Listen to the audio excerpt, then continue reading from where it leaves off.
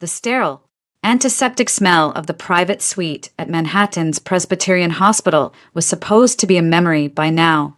I, Amelia Sinclair, had been counting down the hours. 3 days. For 72 hours. I'd existed in a bubble of fatigue, overwhelming love, and a deep, bone-aching soreness that nobody truly prepares you for.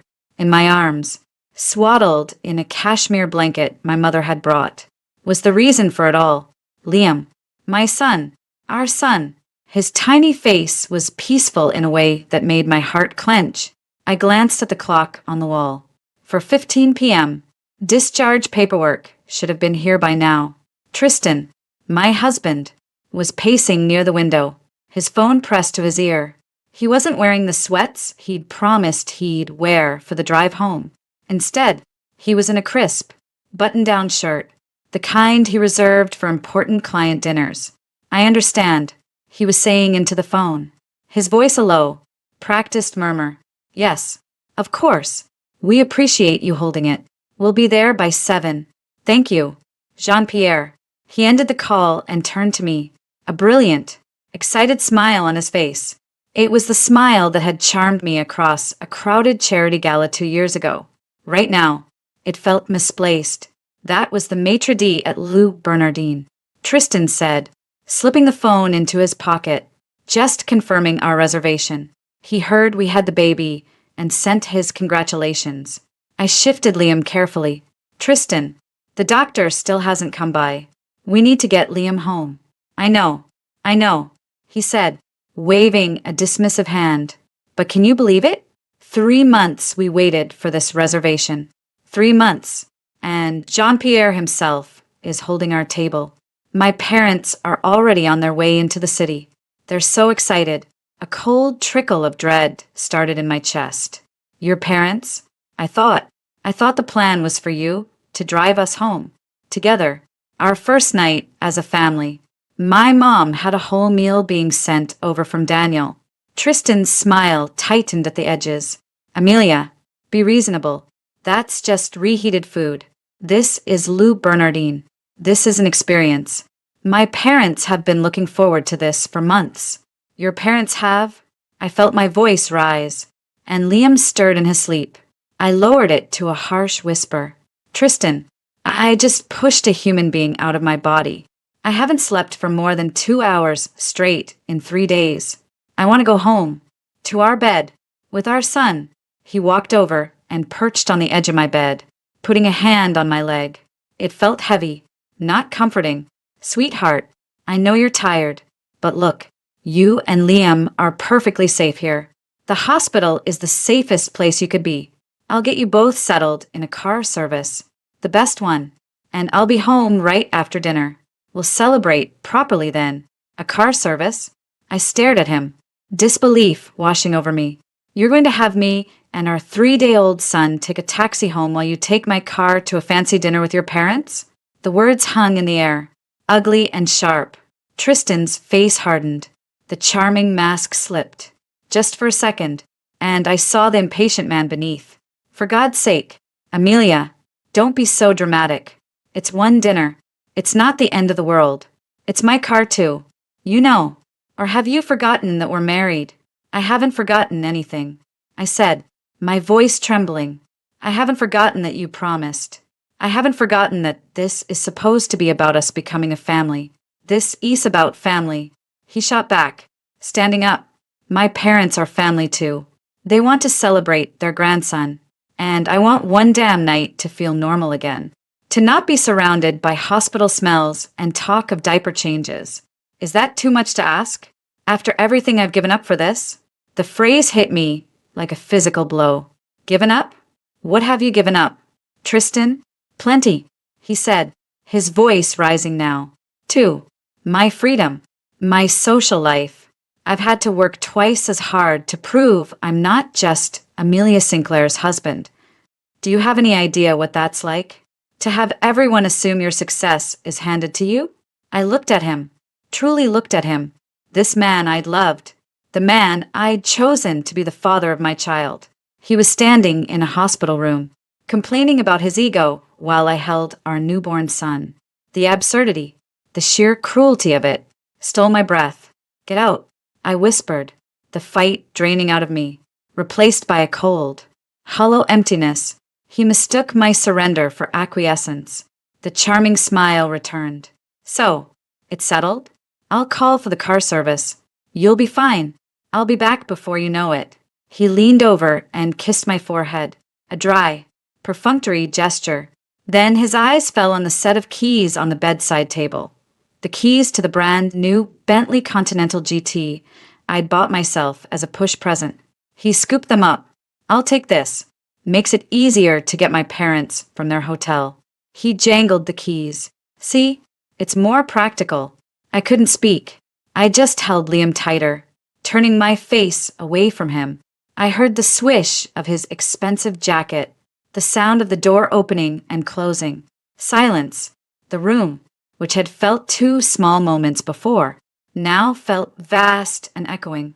Tears I didn't have the energy to cry burned behind my eyes. I looked down at Liam. His tiny fingers curled around mine. It's just you and me, baby. I murmured. Just you and me. An hour later, a nurse came in with the discharge papers. She gave me a sympathetic look. All set. Honey, is your husband parking the car? He had a prior engagement. I said, my voice unnaturally flat. I'll need a taxi. The process of leaving was a blur of pain and humiliation. I shuffled slowly, my body screaming in protest. A nurse helped me into a wheelchair, Liam in my arms, a small bag of our things at my feet. We descended to the main entrance. The evening air of New York was cool, a shock after the climate-controlled hospital.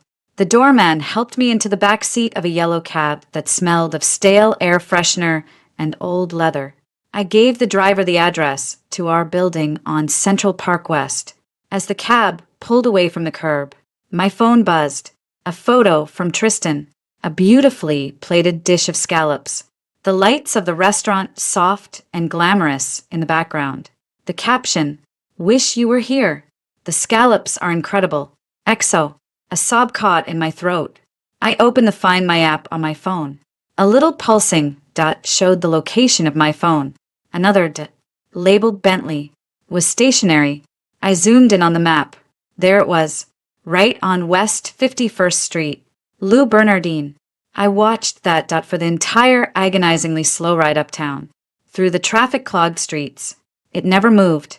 He was there, sipping expensive wine, laughing with his parents, while I sat in a dirty cab, clutching our son, each block taking me further away from the life I thought I had. When the cab finally stopped in front of our building, our doorman, Carlos, rushed out, his face a mask of confusion and concern. Mrs. Blackwood, we weren't expecting you. Let me help you. He took Liam's carrier and offered me an arm. I walked into the marble lobby, the silence of the penthouse apartment looming above me like a judgment.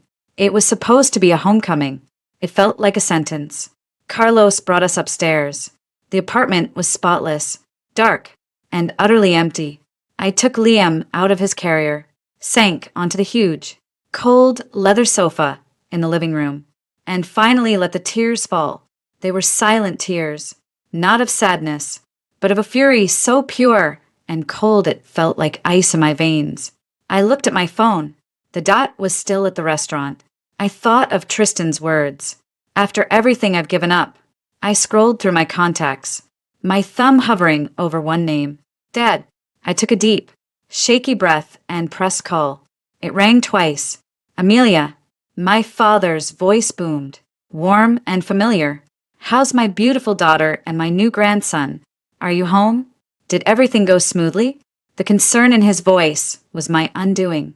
Daddy, I said, my voice low and steady, despite the tremor inside. I'm home, alone, with your grandson. Tristan took my car to have a fine dining experience with his family. I paused, letting the horror of the statement hang in the transcontinental silence. Daddy, make him bankrupt. By tonight, the silence of the penthouse was a physical presence. Thick and heavy, it was a stark contrast to the constant, low-level hum of the hospital. Here, The only sounds were the faint were of the climate control and the tiny, snuffling breaths coming from Liam, who was finally asleep in the bassinet I'd painstakingly positioned next to the master bed. My body ached with a deep, pervasive exhaustion, but my mind was a raging storm. Every time I closed my eyes, I saw it, the photo of the perfect scallops, the soft lighting of the restaurant, the casual cruelty of that text. Wish you were here. He was probably on the dessert course by now. A post-meal cognac. Perhaps. Laughing with his father.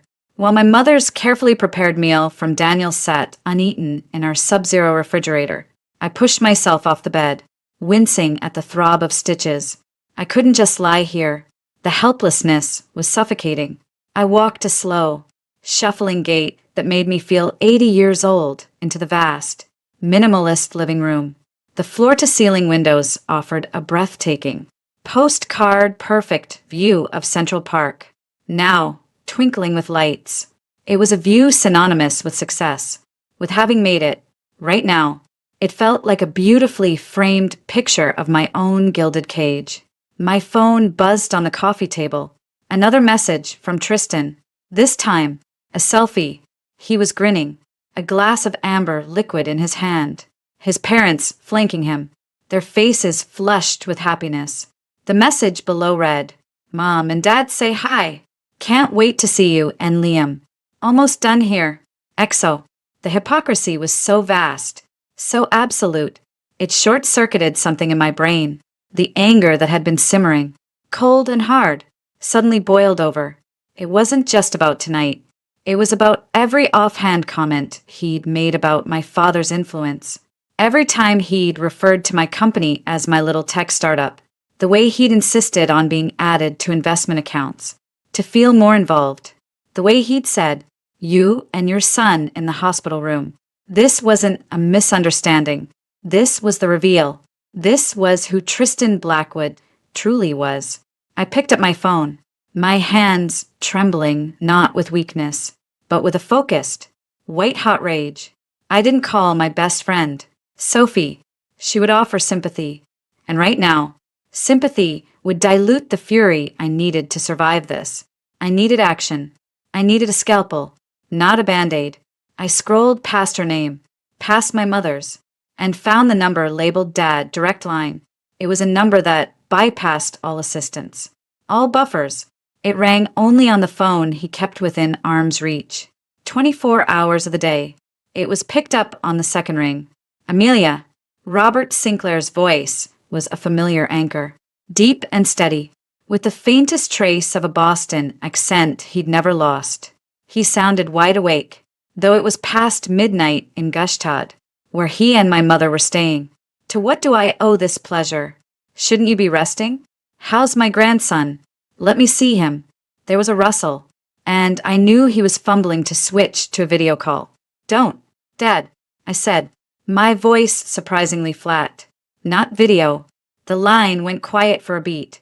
I could picture him instantly, the casual warmth vanishing from his expression, replaced by the razor-sharp focus of a predator sensing a threat.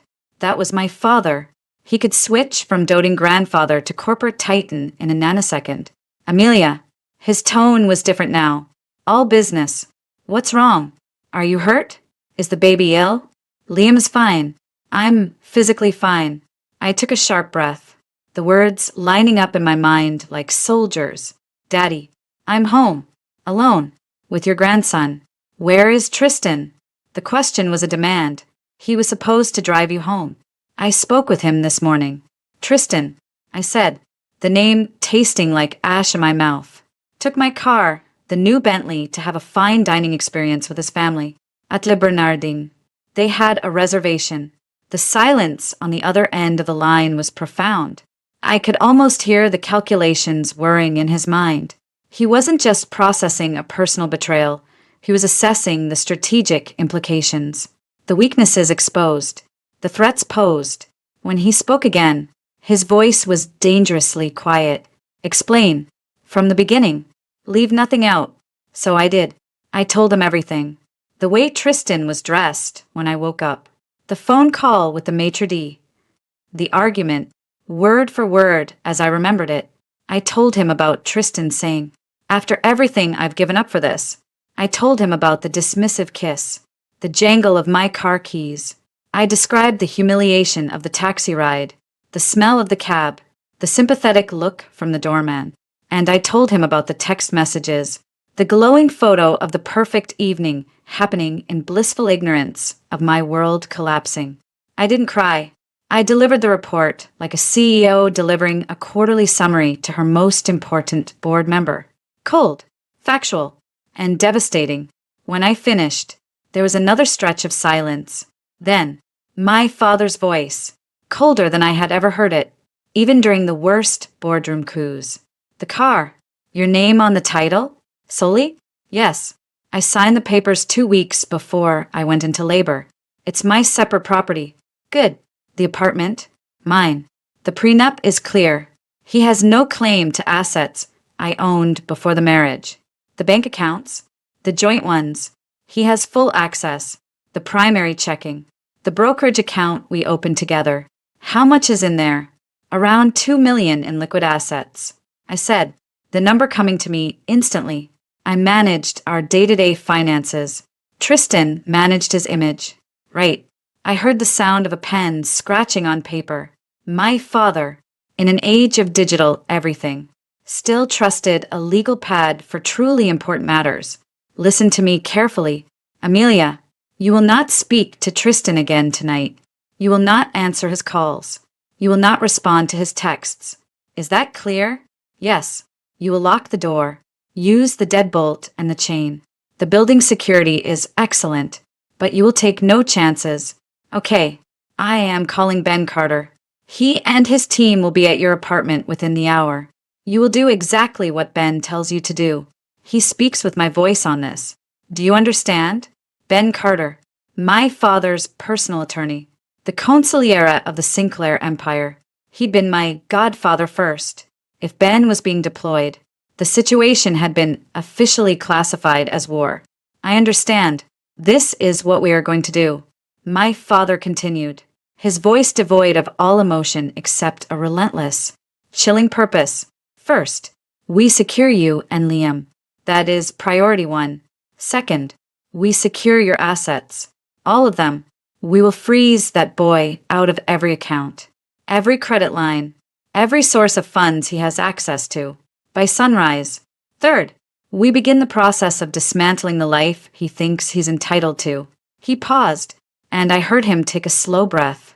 "Amelia, what he did tonight, that wasn't just a mistake. That was a message. He believes you are weak. He believes that because you just had a baby, you are vulnerable and dependent. He believes he can do what he wants, and you will have no recourse. We're going to disabuse him of that notion. Permanently." A shiver ran down my spine. This was no longer about a missed dinner. This was about annihilation. "Daddy," I started, a flicker of the woman I was a few hours ago surfacing. "He's Liam's father. He is a man who left his postpartum wife and newborn son to take a taxi." My father cut in, his voice like a whip crack. "He does not get to claim the privileges of fatherhood after forfeiting its responsibilities. We are not having a discussion about this. You called me. You asked me to make him bankrupt. I am now telling you how it will be done. Do you have the stomach for it?" I looked over at the bassinet, at the tiny, sleeping form of my son. I thought of Tristan's words. "Your son." I thought of him choosing a plate of scallops over holding his child on his first night home. The flicker of doubt died. "Yes," I said, my voice firm now. "I do." "Good.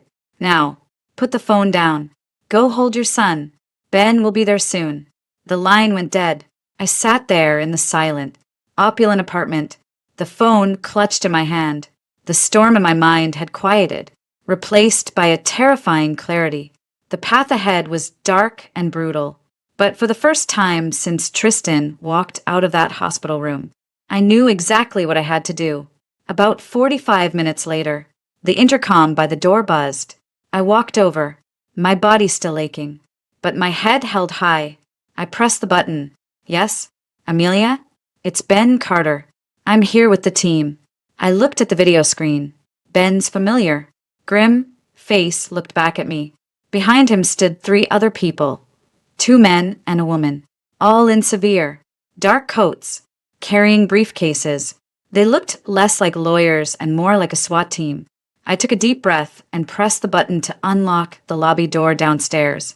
"Come on up, Ben," I said. "It's time to get to work." The arrival of Ben Carter and his team wasn't an entrance. It was an incursion. The hushed, elegant space of my penthouse was instantly transformed into a war room. The shift was immediate and absolute. There were no comforting words, no condolences. Ben, a man I'd known since childhood, the one who'd given me a stuffed bear for my 5th birthday, looked at me now with the clinical focus of a surgeon assessing a patient on the table. "Amelia," he said by way of greeting, his voice a low rumble. He didn't offer a hug. He was already scanning the room, his sharp eyes missing nothing. The 2 associates, a stern-faced woman in her 40s and a younger man with an intense gaze, and the paralegal, a quiet woman with an array of electronics, fanned out behind him. "Status report. Is he here? Any contact?" "No. He's still at the restaurant. As far as I know. He's texted, called twice. I haven't responded." I recited, the words sounding foreign even to me. "Good. Keep the phone on silent, but where you can see it. We need a record of the attempts." He turned to his team, already issuing orders. "Megan, set up in the dining room. Use the secure satellite connection. David, with me. We need to review the prenup and all joint financials. Right now. Clara, I need you to draft 2 things immediately. An emergency ex parte motion for a temporary order of protection in New York County Supreme Court, and petitions for exclusive use of the marital residence and for temporary sole custody. Grounds: abandonment and emotional endangerment of a postpartum mother and newborn." The words were a chilling drumbeat. Abandonment, endangerment, sole custody. "Ben," I said, finding my voice. "Sole custody? That's..."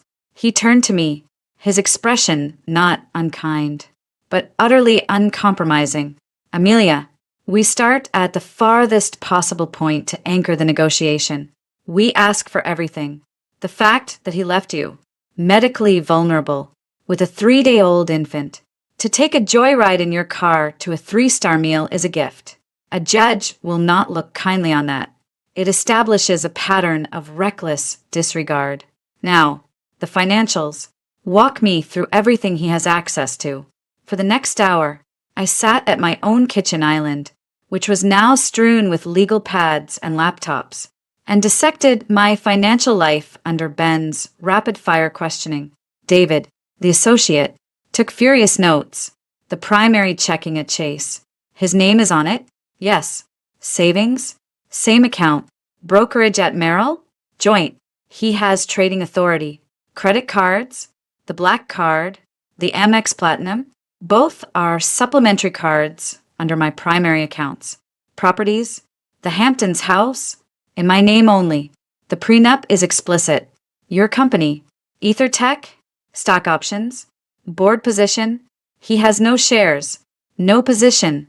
"The prenup bars any claim against my separate property, which includes all equity in Ether." "His income?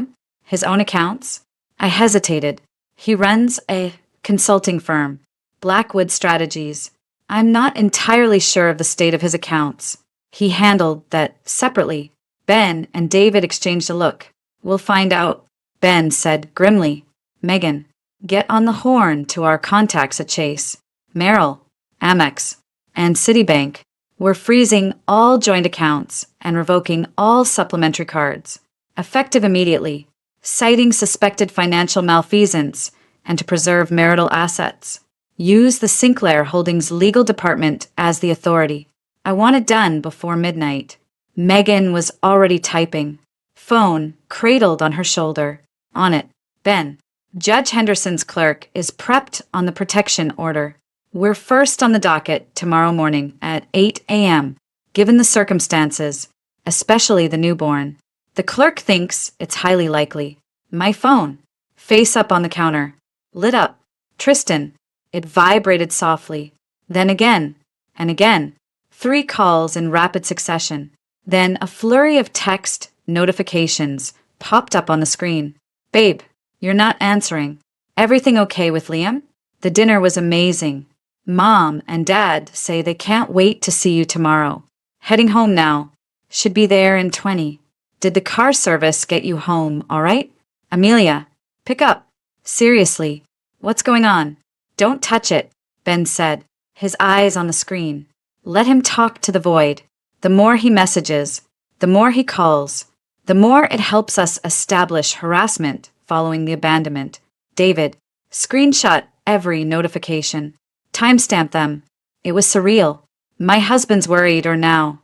Increasingly annoyed, messages were being cataloged as evidence. Each buzz was a tiny hammer blow to the life I'd thought I had. Ben's own phone rang. He glanced at it. Robert, he said, then put it on speaker. We're here. Amelia is with me. We're securing the perimeter. Ben, my father's voice filled the room. Calm and deadly. Status. Financial lockdown is in progress. Protection and custody orders are being drafted for the morning.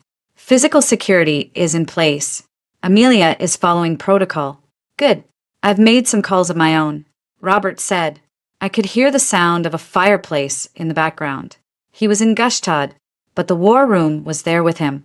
Tristan's little consulting firm, Blackwood Strategies.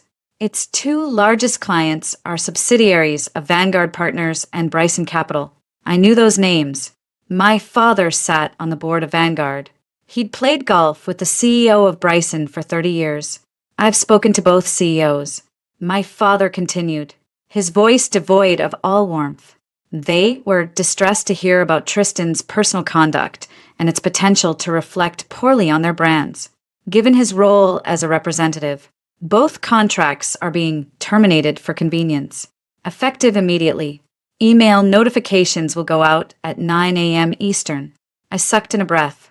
It was brutal, surgical, and executed from 5,000 miles away in the middle of the night.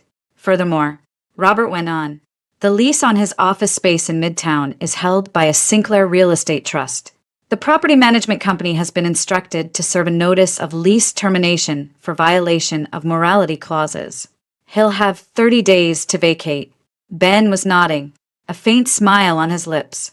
We'll add that to the financial pressure. With his income streams severed and his personal access to liquidity frozen by morning, he'll be feeling a significant pinch. I don't want him to feel a pinch.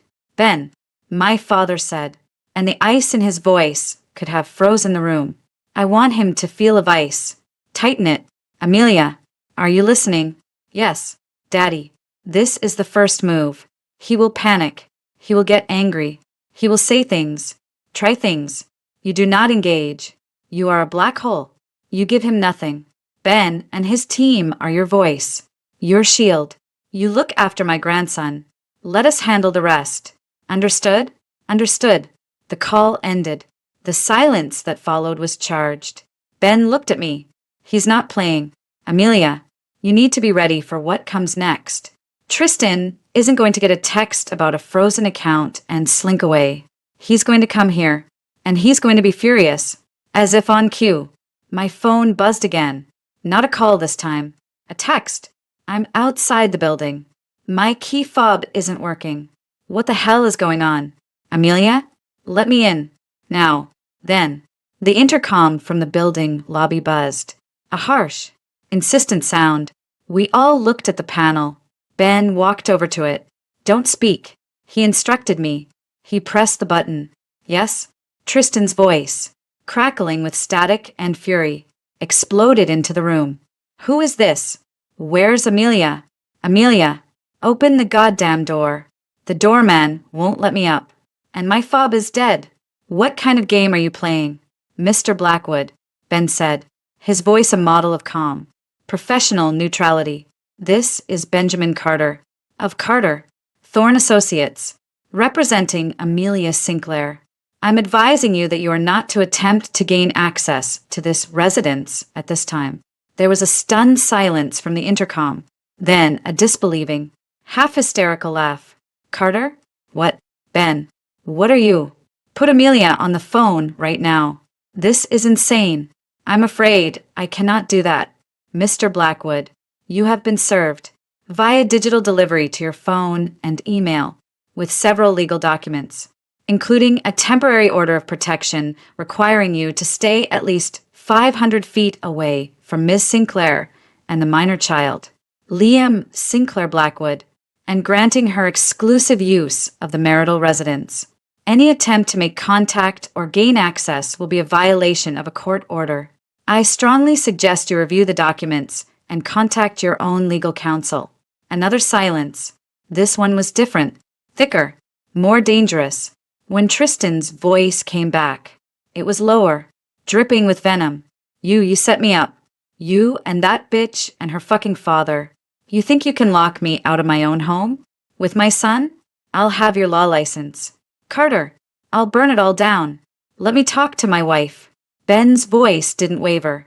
Your access to the joint financial accounts has also been suspended pending a full audit, due to concerns about the commingling and potential misuse of marital assets. Again, I advise you to seek legal representation. Further communication should be directed to my office. Good night, Mr. Blackwood.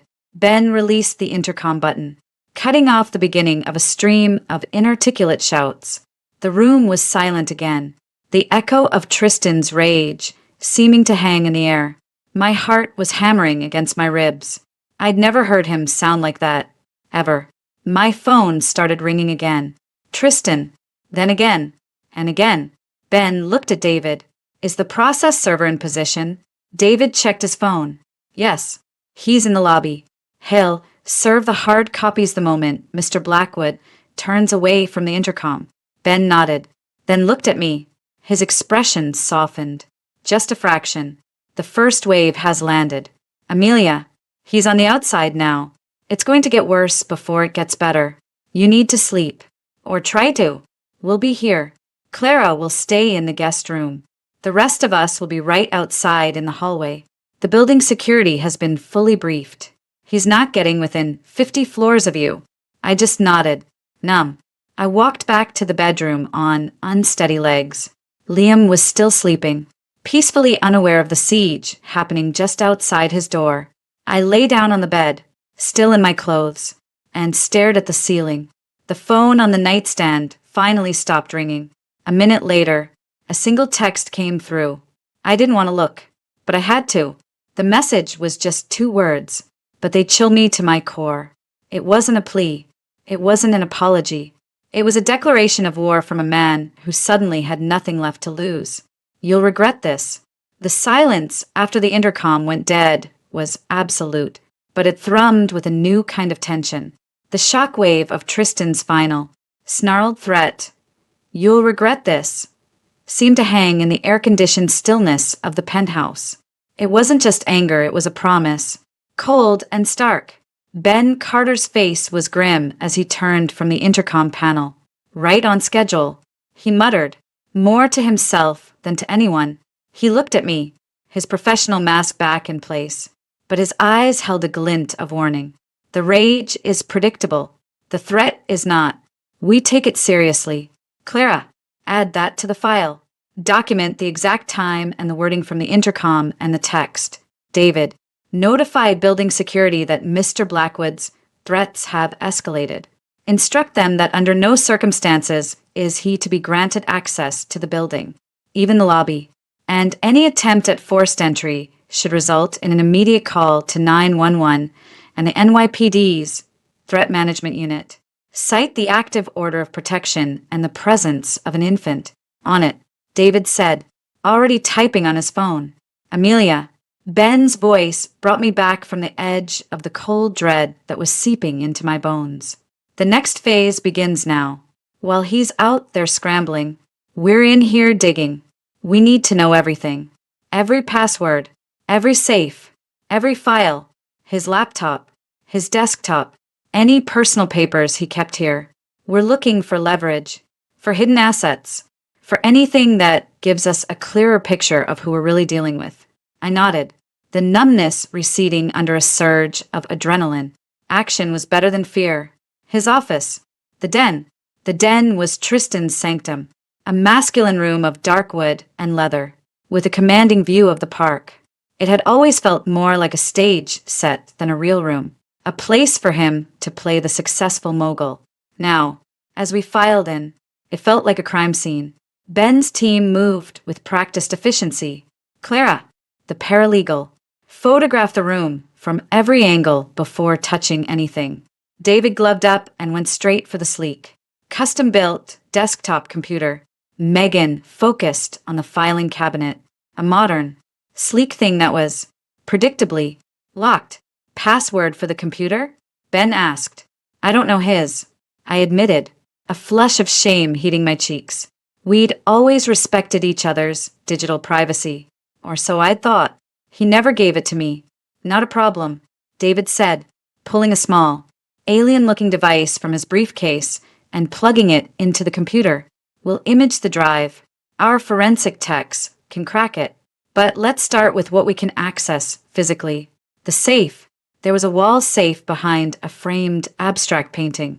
I knew the combination. It was our anniversary date, a fact that now tasted bitterly ironic. I recited it. Ben spun the dial and opened the heavy door. Inside wasn't stacks of cash or secret documents. It was mundane. Our passports, Liam's birth certificate, the paper copies of the prenup, and a few pieces of my good jewelry, and a single, slim manila folder. Ben pulled the folder out and laid it on the desk. He opened it. Inside were financial statements, but not from our joint accounts. The letterhead read Swiss One Private Bank, Zurich. The account was in Tristan's name only. The most recent statement, dated 2 weeks ago, showed a balance of just over $825,000. My breath hitched. What is that? A secret bank account, Megan said, peering over Ben's shoulder. Not uncommon in these situations. A rainy day fund, or a running away fund. But where did that money come from? I asked, my mind racing. He didn't have that kind of liquidity. His firm's profits were modest. Ben was already flipping through the pages. Transfers, over the last 18 months. Smaller amounts, $40,000, $75,000, $120,000.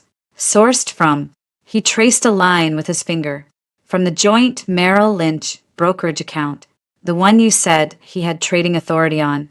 The room tilted slightly. I leaned against the desk. He was stealing from us? From me? Legally. From the marital asset pool.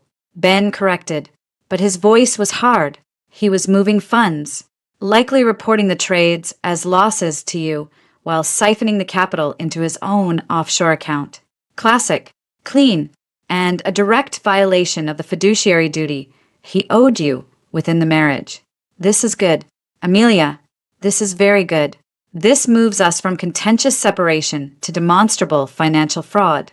Just then, Megan gave a soft, triumphant sound. The filing cabinet. She held up a small key she'd retrieved from the hollow base of a trophy on the bookshelf. A moment later, the drawer slid open. It was neatly organized. Tax returns, business licenses for Blackwood Strategies, and a bundle of letters, tied with a ribbon. Not business letters, handwritten, on heavy, perfumed stationery. Megan glanced at Ben, who nodded. She untied the ribbon and scanned the first one. Her eyebrows shot up.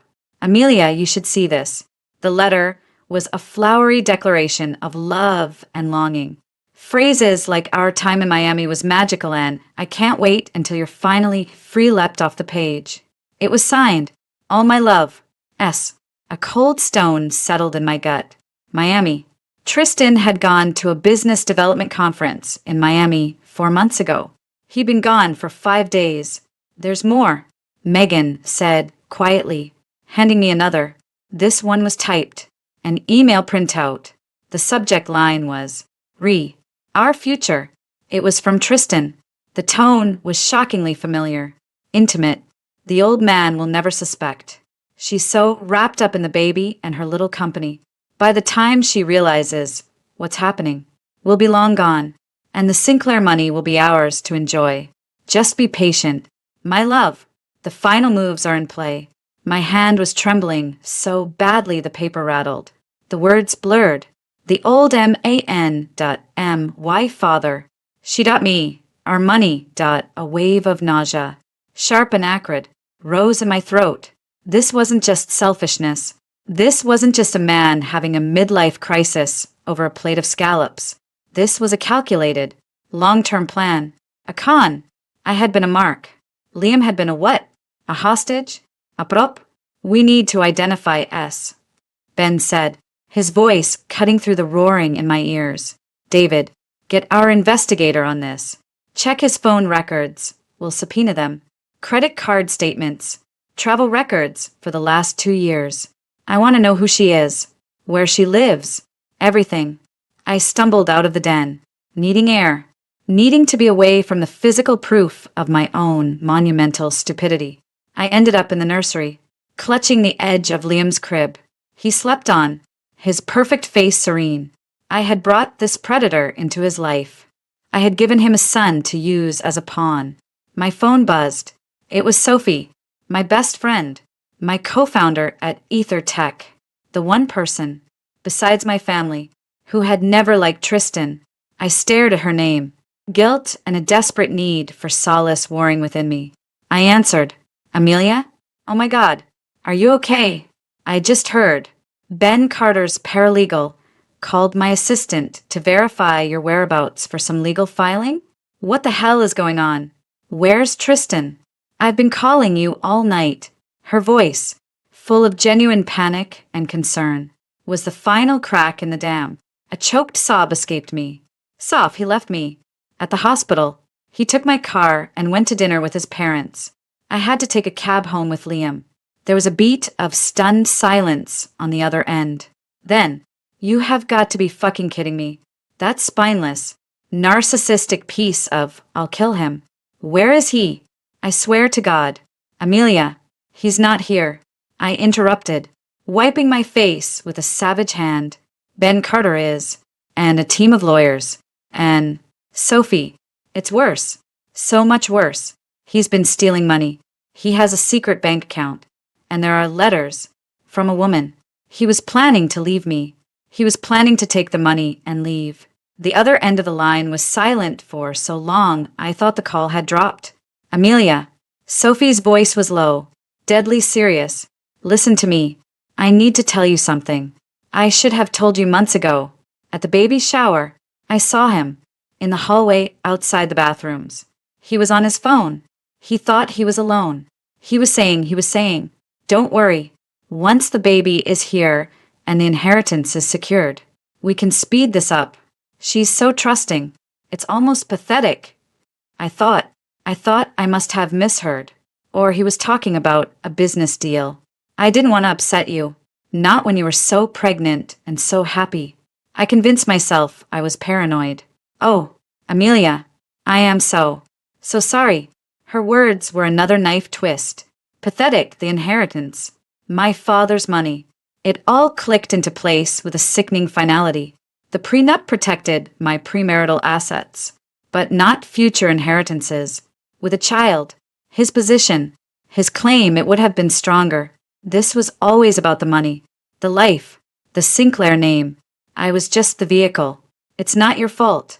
I heard myself say, my voice strangely calm now, hollowed out by the truth.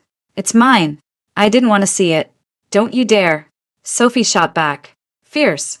This is on him. 100%. What are you going to do? What my father said. I replied, looking at Liam, I'm going to make him bankrupt. In every way a person can be. I got off the phone. A new, steely resolve hardening inside me. The grief was still there, a raw, open wound, but it was being cauterized by fury. I walked back into the den. They had found more. Credit card statements showing regular, expensive dinners at intimate restaurants. Dinners I'd never attended. Hotel charges in the Hamptons on weekends he'd told me he was working. A separate, secret phone hidden in a box of old college memorabilia. Ben was on the phone with my father, updating him. I heard snippets. Swiss account. Over 800,000 evidence of a protracted affair. Potentially a co-conspirator. Clear financial deception. We have the smoking gun correspondence. I walked to the window, looking out at the city. Somewhere out there, Tristan was sitting in a hotel room, or maybe his parents' hotel room. Broke, locked out, and boiling with rage. He thought he was fighting for his dignity, for his son, for his fair share. He had no idea that we now knew he was fighting to protect a fraud. He'd built a house of cards, and we had just opened all the windows. Ben finished his call and came to stand beside me. "Your father is motivated," he said dryly. "The pressure on Tristan's professional life will be unrelenting. By tomorrow, he'll have no income, no office, and his reputation in tatters, combined with the financial freeze and the evidence we're gathering here." He paused. "He's going to get desperate. Amelia, the S-woman. The threats, desperate people do irrational things. The order of protection is crucial. You cannot see him, under any circumstances, not even to talk." "I don't want to talk to him," I said, and I meant it. The man I thought I loved didn't exist. He was a character, a performance. The real Tristan Blackwood was a stranger, and a venomous one. "I just want him gone." "We'll get there," Ben said, "but the path won't be pretty. The letters, the emails, we'll need to use them. In court, in the press if necessary. It will get ugly. You need to be prepared for that." I thought of the letters. She's so trusting. It's almost pathetic. I thought of Sophie's voice, thick with regret. I thought of Tristan choosing scallops over his son. I turned to Ben, my face set. "Let it be ugly," I said, my voice quiet but clear in the silent, ravaged room.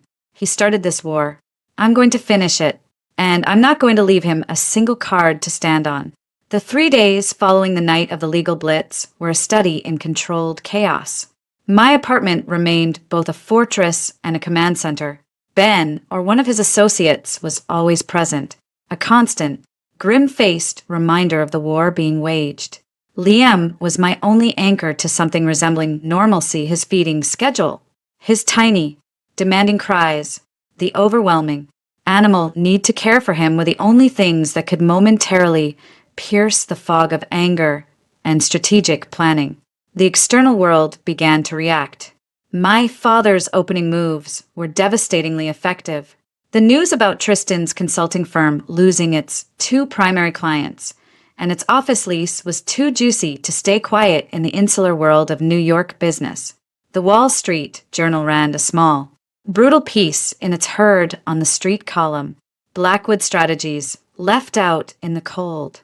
Client exodus. Eviction follows CEO's personal troubles. The article was vague on details, citing only reputational concerns. But the implication was clear. In the world of high-stakes consulting, reputation was the only currency, and Tristan's was now worthless. My phone, set to only allow calls from a pre-approved list, buzzed constantly with notifications from my publicist, Jessica. The rumors were swirling, and they were ugly. The narrative Tristan was trying to spin was beginning to leak, seeded through gossip columnists and industry blogs sympathetic to the underdog story. The hardworking, self-made man being crushed by his billionaire heiress wife and her ruthless father. I'd seen the headlines. Sinclair heiress cuts off husband after baby's birth, and a battle of dynasties. Who gets the baby? They're painting you as the ice queen. "Amelia," Jessica said over a secure video call, her face pinched with concern. The postpartum hormone card. The vindictive woman scorned archetype. It's playing well in certain circles. We need to get ahead of it. Silence is being interpreted as guilt, or at least, cold calculation. Ben, listening in, steepled his fingers. "We have the evidence of financial malfeasance, the secret account, the diverted funds. We can release a statement and get into he said. She said, financial mudslinging match in the press? Jessica countered. It's complex, it's dry, and frankly, it makes you both look bad. The public's sympathy lies with the relatable narrative. A new mother, abandoned at the hospital, that's relatable. A dispute over a Swiss bank account? That's rich people problems. It breeds resentment, not sympathy. I looked from Ben's legal pragmatism to Jessica's PR calculus. I was tired of being a piece on their chessboard. The hollow, furious calm that had settled over me demanded action. A clear, definitive statement. What if I give an interview? I said, my voice cutting through their debate. Both of them stared at me. Amelia, that's highly inadvisable. Ben began immediately. Anything you say can and will be used in the custody and divorce proceedings. Tristan's counsel will pick apart every word, every emotional inflection. Not a tell-all, I said, the idea crystallizing as I spoke. A profile for the Wall Street Journal or Forbes. Not about the divorce, about coming back, about being a new mother and a CEO. The questions will be about ether tech, about the future, about leadership, and when, inevitably, the question about my personal life comes up, I answer it, once, clearly, on my terms, not as a victim, but as a CEO assessing a catastrophic failure and implementing a corrective action plan. Jessica's eyes lit up with a predatory gleam. Oh, I like that. We control the narrative, the setting, the publication. We frame it as a story of resilience, not victimhood. We make him the unprofessional one, the liability. Ben looked deeply skeptical. The risk is mine to take. I finished for him. He's already talking. Ben, he's painting a picture. I'm not going to sit in this $20 million bunker and let him define me. I define myself. After a long, tense discussion, Ben reluctantly agreed, on the condition that he and a defamation specialist from his firm vet every question in advance and be present in the room during the interview. Jessica got to work. Within hours, she had an offer, not from the Journal, but from Forbes. They wanted an exclusive, Amelia Sinclair on motherhood, metaverse, and managing the unthinkable. It was perfect.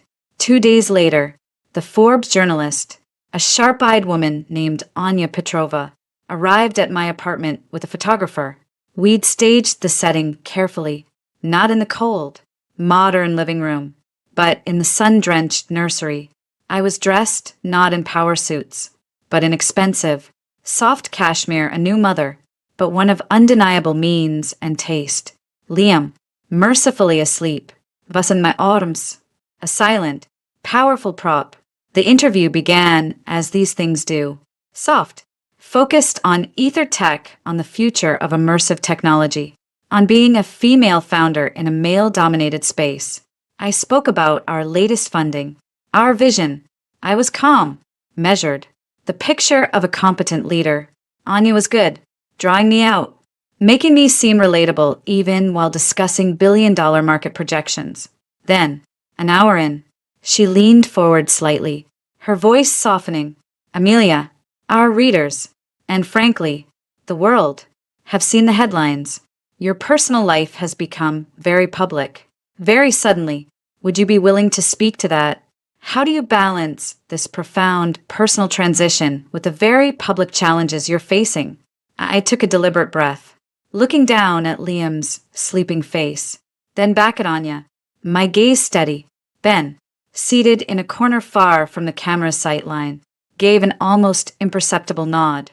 Balance implies a steady state. I began, my voice clear and low. What I'm experiencing isn't balance. It's a fundamental recalibration. 3 days after giving birth to my son, my husband chose to drive my car to a 3-month anticipated dinner at Le Bernardin with his parents, leaving me to take a taxi home from the hospital with our newborn. I let the statement hang, stark and unadorned. That wasn't a lapse in judgment. Oh no, it was a clarifying moment. It was a CEO being presented with an undeniable data point. A key partnership was not merely underperforming. It was operating in direct, hostile opposition to the core mission of the organization, which, in this case, is the safety and well-being of my child. Anya's eyes were wide. This was far more direct, far more raw than she'd likely expected. That's a very analytical way to frame a profound personal betrayal. It's the only way I know how to frame it now, I said, gently adjusting the blanket around Liam. When you discover that the person you trusted most has been systematically diverting resources, when you find evidence of parallel, clandestine operations, your duty is no longer to the failed partnership. Your duty is to the integrity of the enterprise and to the most vulnerable stakeholders. For me, that's Liam. My primary function right now isn't as a CEO or a wife. It's as Liam's mother, and a mother's first, last, and only imperative is to protect her child from all threats, even those that come from inside the home. The diverting resources you mention, there are reports of frozen accounts, of legal action. Is it true you're seeking to have your husband, Tristan Blackwood, declared, for lack of a better term, bankrupt? Anya's question was a quiet dagger. I met her gaze without flinching. I'm not seeking to declare anyone anything, Anya. I'm following the facts, and the facts have led to necessary legal and financial safeguards. This isn't about revenge. It's about accountability. When a person demonstrates, through action, that they prioritize a restaurant reservation over the welfare of their postpartum wife and infant son, it calls their judgment, their character, and their fiduciary responsibility into serious question. My subsequent actions have been to secure what is necessary for my son's future. How Mr. Blackwood chooses to manage his own affairs in light of his decisions is his responsibility. Some might call that cold. Anya pressed gently. What's cold? I said, my voice dropping to a near whisper that forced her to lean in. Is a text message wishing I was there, sent from a table for three, while I sat in the back of a taxi, holding my 3-day-old son, with stitches holding my body together. I'm not being cold. I'm being clear-eyed, and I will sleep soundly knowing that clarity, not chaos, is guiding my son's future. The interview wound down soon after. I'd said my piece. The photographer took a few more shots of me with Liam, the image of serene, untouchable strength. The effect was instantaneous. The Forbes piece dropped online at 6 a.m. the next morning. By 7 a.m., my publicist's phone was ringing off the hook. By 8 a.m., it was the lead story on every business and gossip site. The narrative had flipped, decisively and brutally. My phrasing, a key partnership operating in direct, hostile opposition to the core mission, was quoted everywhere. I was hailed as a heroine of ruthless, maternal logic. Memes were made. Tristan was universally eviscerated as the Lou Bernardine Lothario, the deadbeat of Fifth Avenue. My phone, still on its restricted setting, lit up with a call from an unknown number. Instinct made me reject it. A minute later, a text came through from the same number, a number I recognized with a jolt as belonging to Tristan's mother. Helen. Amelia. This is Helen. I don't know what's going on, but this has to stop. How could you do this to our family in the press? We need to talk. For Liam's sake. A fresh wave of anger, white hot and pure, washed over me. Their family? For Liam's sake. I typed back a single sentence. My fingers stiff with fury. You should have raised a better son. Helen, do not contact me again. Then I blocked the number. The next call was from Ben. He sounded almost cheerful. The interview was a masterstroke. I've had 3 calls from Tristan's new lawyer already this morning. He has a lawyer? I asked, a sliver of fear piercing my resolve. A bottom feeder named Mark Slovic handles messy, high-profile divorces for men with more ego than money. He's all bluster. He's already demanding sit-down, mediation, claiming you're engaging in a campaign of financial and reputational destruction. He's also threatening to go to the press with his side of the story. What did you tell him? I told him my client has nothing to mediate with a man who abandoned her postpartum and is under investigation for financial fraud. I told him all communication could be directed to the ongoing discovery process.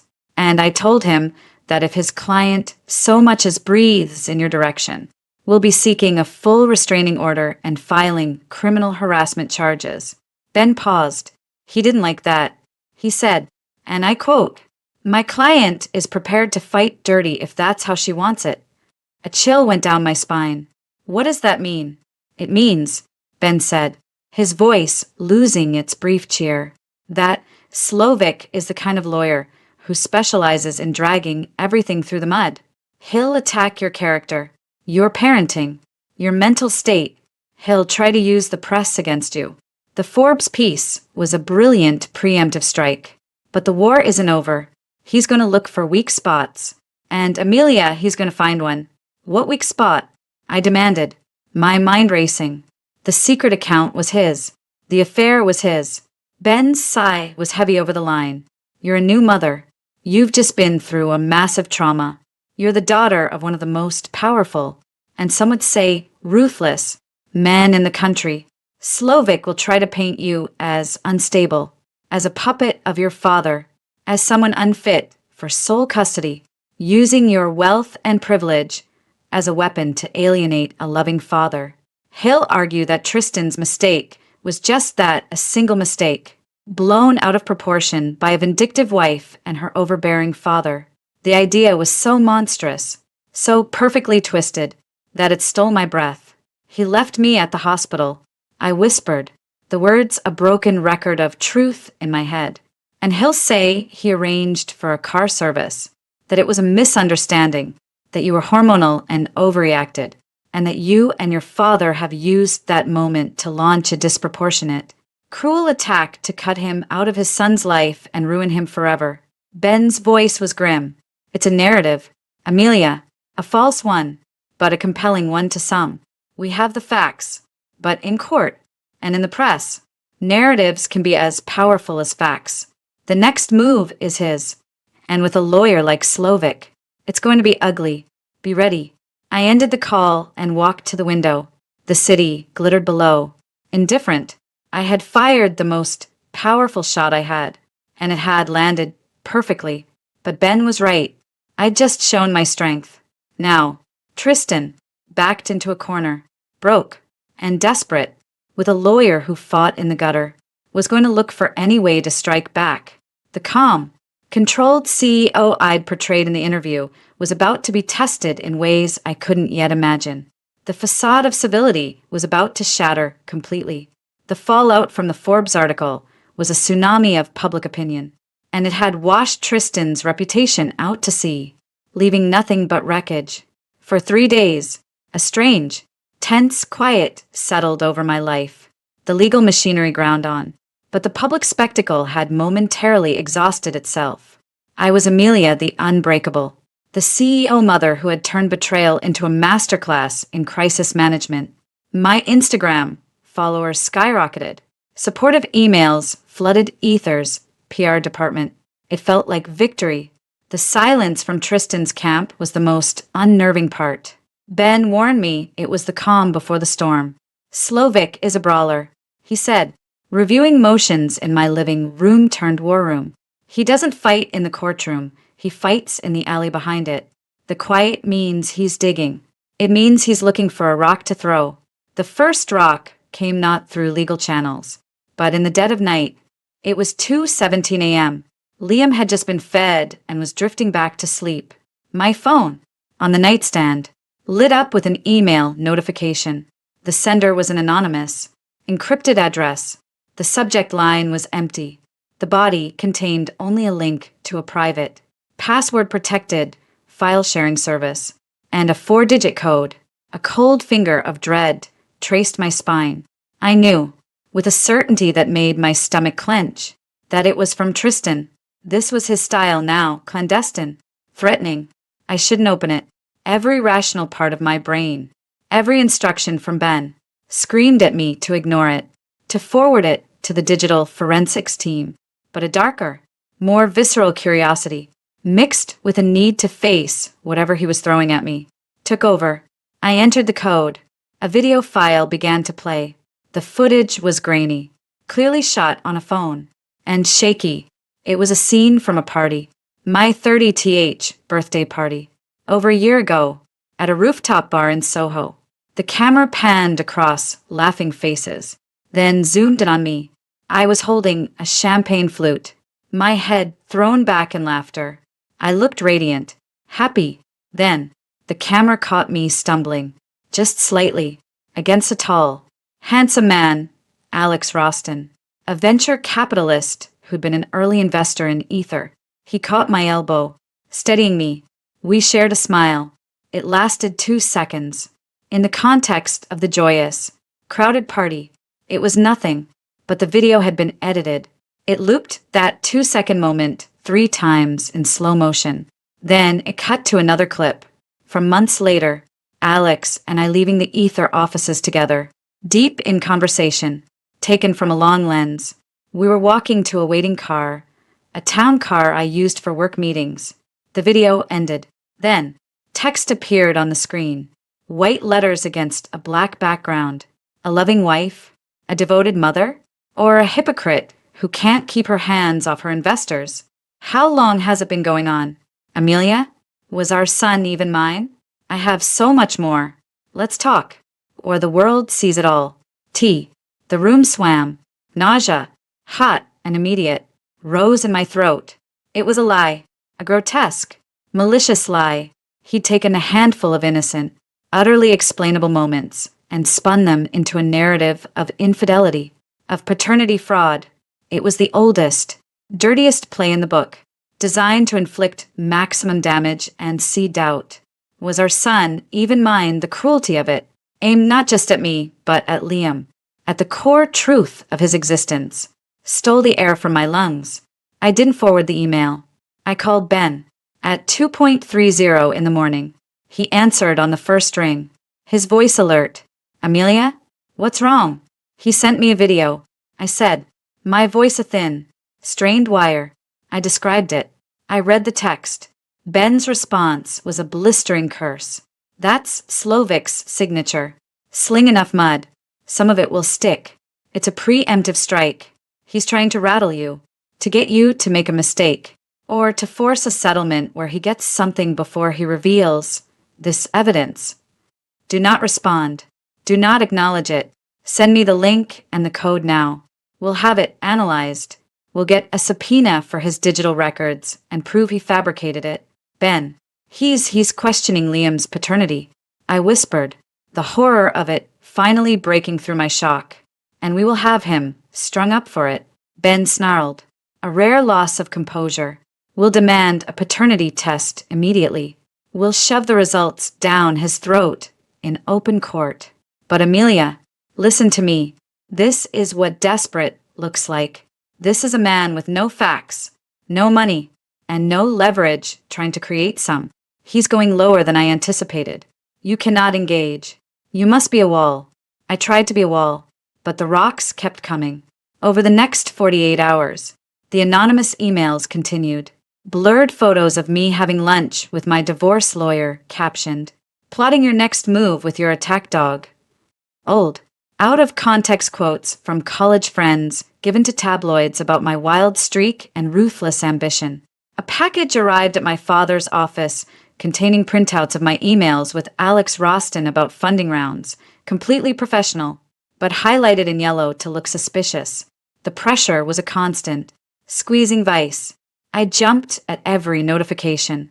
I stopped sleeping, watching the baby monitor with a paranoid intensity, imagining Tristan scaling the building, bribing a staff member.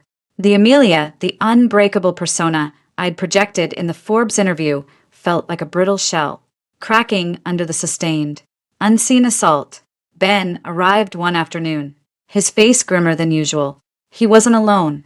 With him was a large, quiet man in a suit that did little to conceal his formidable build. Amelia, this is Marcus Thorne, former Secret Service. He runs executive protection for Sinclair Holdings. He's going to do a security assessment. Marcus gave a curt nod. Ma'am, based on the escalation in tone and the implied threats in the communications from Mr. Blackwood, Mr. Sinclair and Mr. Carter have authorized an upgrade in your personal security. The building's security is excellent, but it's designed for privacy, not for a targeted threat. I recommend a dedicated agent stationed in the building, 24/7. I also recommend you and your son consider relocating to a more secure, less predictable location for the immediate future. Relocate? I echoed, a spike of rebellion cutting through the fear. You mean run? From my own home? No, absolutely not. I'm not letting him scare me out. It's not about being scared. Amelia, Ben interjected, his voice firm. It's about being smart. This penthouse is a known quantity. Your routines are being watched. He knows where you are every minute. Marcus is talking about breaking the pattern. Your father has offered the estate in Greenwich. The perimeter security, there is a different level entirely. It's private, it's vast, and it's not a location Tristan is familiar with. The estate? I nearly laughed, but it came out as a strangled sound. So I'm supposed to go hide in my father's castle?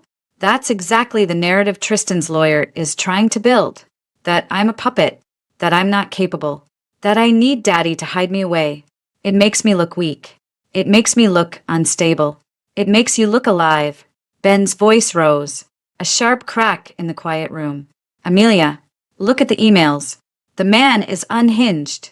He's implying paternity fraud. He's stalking your movements. He's got nothing left to lose. Desperate people are dangerous people. This isn't a PR battle anymore. This is a physical security assessment. Your father is not suggesting this to control you. He's suggesting it because he's terrified for you and for his grandson.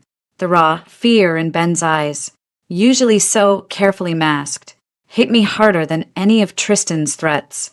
I looked at Marcus, whose expression was neutral, but whose gaze was intent, assessing every window, every door. This was real. The game had changed.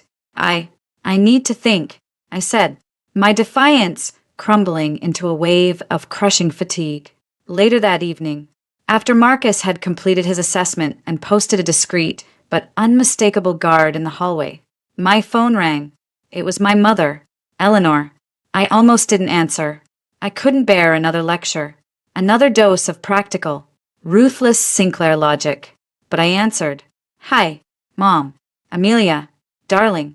Her voice was calm, a smooth, cool balm after the day's chaos. I've spoken with Ben, and with your father. I'm not calling to tell you what to do. That surprised me. You're not? No. I'm calling to ask you a question.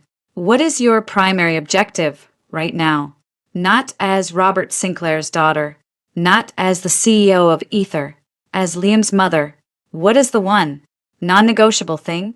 The answer came instantly, from a place deeper than pride, deeper than strategy. To keep him safe. Exactly, she said, and I could hear the approval in her voice. Now, is staying in that apartment, in the heart of Manhattan, where a desperate and vengeful man knows exactly how to find you, the best way to keep him safe? Or is it an act of pride that unnecessarily risks the one thing you value above all else?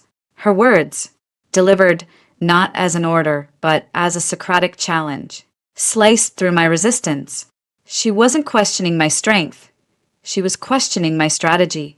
He'll say I'm running. He'll say I'm hiding. Let him, Eleanor said, her tone turning flinty. What does a trapped rat say when the cat moves to a better vantage point? It squeaks. Let him squeak. You will be in Greenwich, in a house with a gate, a wall, and security that would give the president pause. You will be able to sleep. You will be able to breathe. You will be able to think clearly. And from there, you can destroy him at your leisure, on your terms, knowing your child is utterly safe.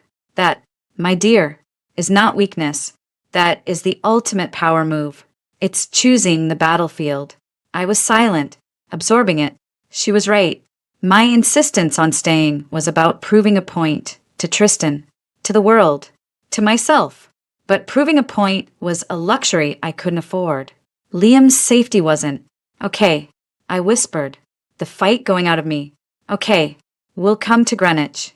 Good, she said, her voice softening. I'll have everything prepared. You're not running. Amelia, you're regrouping. And remember, a Sinclair never cedes the field.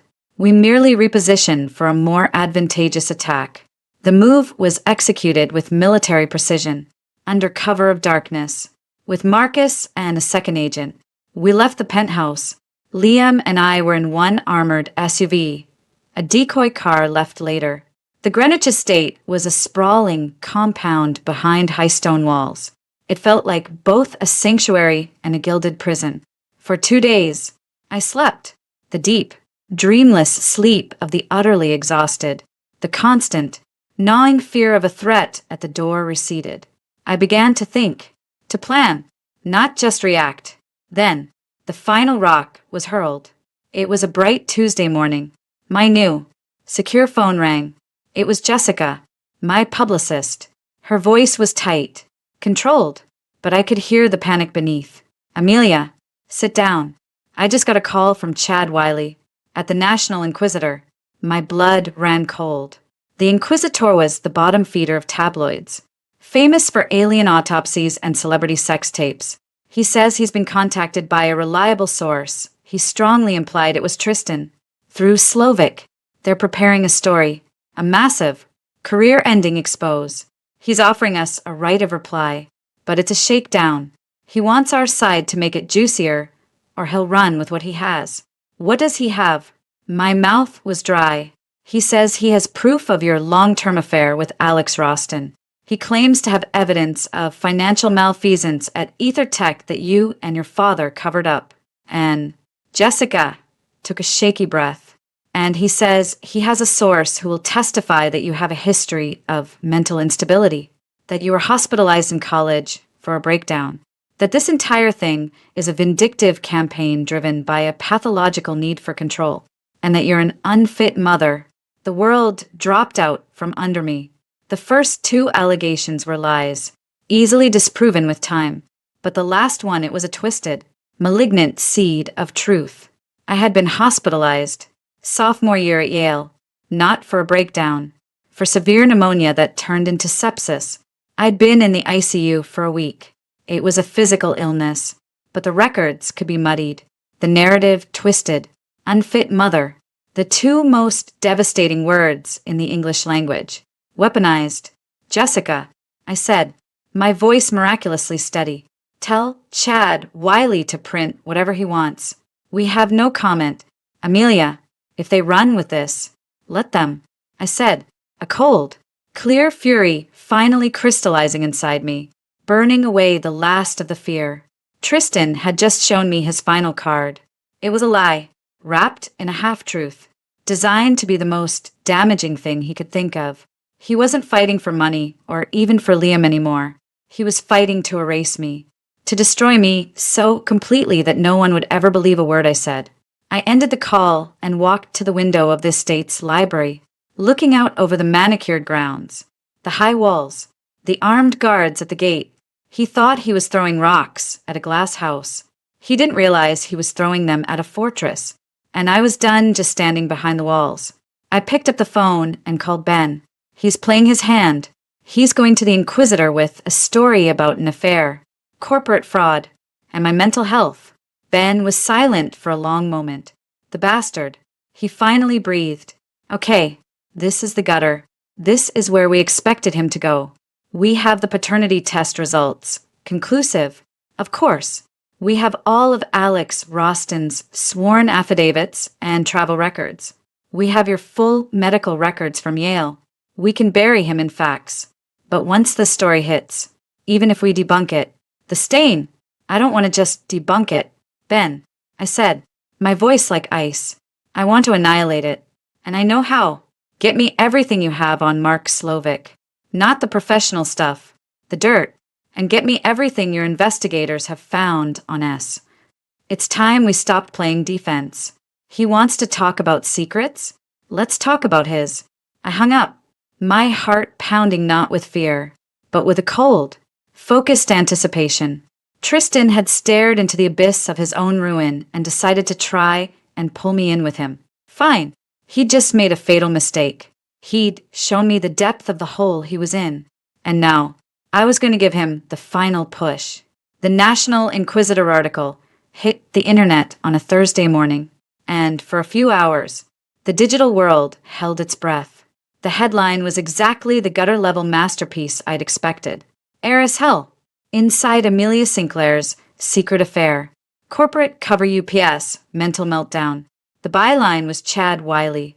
Tristan, through his lawyer Slovak, had sold his story, and the Inquisitor had paid in the currency he now desperately needed. Attention, Ben, Jessica, and I were gathered in the secure study of the Greenwich estate, monitoring the real-time analytics on a large screen. My father, Robert, was on speakerphone from Switzerland.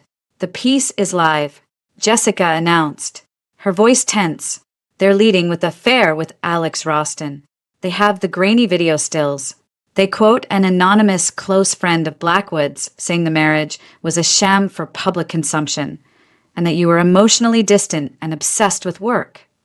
Then they pivot to the financial irregularities at Ether, vague allegations of shifted funds, hinted at with no concrete proof, and then the medical records, or rather, their twisted version of them. She took a deep breath. They claim to have documents showing you were involuntarily committed to the psychiatric ward at Yale, New Haven Hospital for a severe psychotic episode following a romantic rejection. They have a source close to the family saying you've been on a cocktail of mood stabilizers for years and that your current behavior is a manic, vindictive spiral that puts your infant son at risk. They end by questioning your fitness for custody and the stability of Ether Tech's leadership. The room was silent except for the hum of the computers. I felt a strange detachment. Seeing the lies printed, given the weight of a news story, was less painful than I'd feared. It was so over the top, so maliciously crafted, that it almost felt fictional. The comments, my father's voice crackled over the speaker. Flooding in, Jessica said, her eyes scanning another monitor. The usual Inquisitor crowd is eating it up. Knew she was crazy. Daddy's money can't buy sanity. But look at the shares and the other outlets. She pulled up a different dashboard. The social media shares were high, but the sentiment analysis was surprising. A huge portion of the tweets and posts were marked as skeptical or dismissive. They're not buying it, Jessica said, a note of disbelief in her voice. The Forbes interview is acting as a shield. People are linking to it in the replies with comments like, "This is the unstable woman? She seems pretty damn clear-eyed to me." The business press is universally slamming the Inquisitor. Bloomberg just tweeted, "Trash tabloid recycles debunked rumors about Ether Tech CEO amid bitter divorce. Story lacks basic sourcing. Reads like legal threat letter." The narrative is it's backfiring. It's making him look desperate and unhinged. Not you. Ben allowed himself a thin smile. The Streisand effect. In reverse, he tried to amplify the mud, and it's splashing back on him. But we're not done. Jessica, release Package A. Now, Package A was our first volley, not a denial, a fact sheet, distributed simultaneously to every major financial, political, and mainstream news outlet. It contained the conclusive, court-certified paternity test results, establishing Tristan Blackwood as Liam's biological father with 99.99% certainty, sworn affidavits from Alex Roston and 3 other colleagues, with detailed timelines and travel records, categorically denying any romantic relationship and contextualizing every interaction. A official statement from Yale, New Haven Hospital, with patient authorization, clarifying the nature of my hospitalization for septicemia, along with a letter from my attending physician, a concise summary of the financial findings, the $825,000 diverted from our joint account to Tristan's secret Swiss One bank account, with transaction records.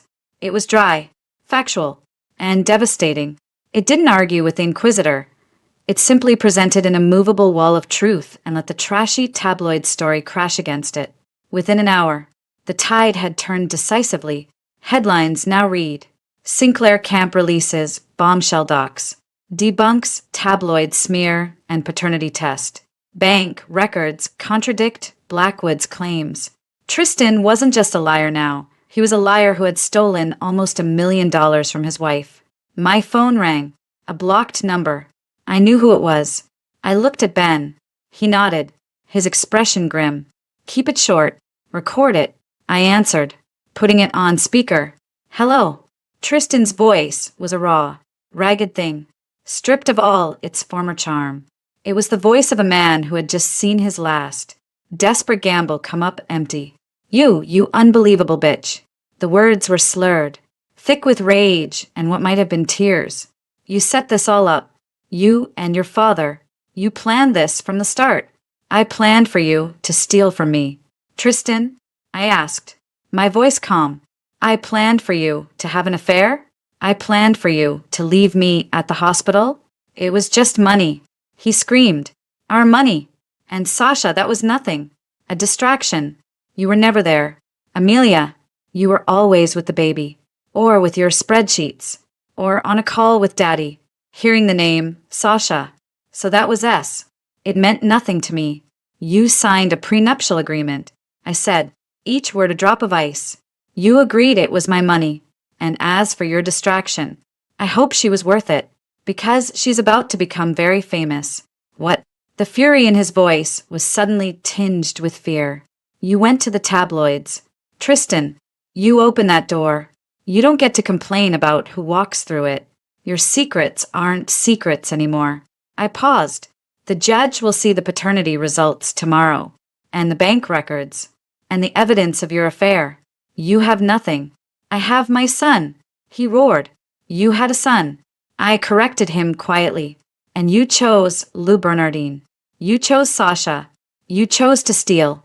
Every decision from that night forward has been yours. Now live with the consequences. I heard a guttural sound of pure, impotent fury, and then the line went dead. Ben looked at me. Package B? He asked. Release it. I said. Package B was the knife twist. It was provided exclusively to the Wall Street Journal.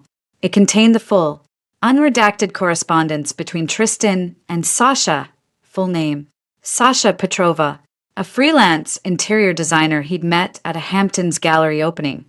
The emails and texts detailed not just the affair, but their plans, their mocking references to me, his promises that the Sinclair money would soon be theirs.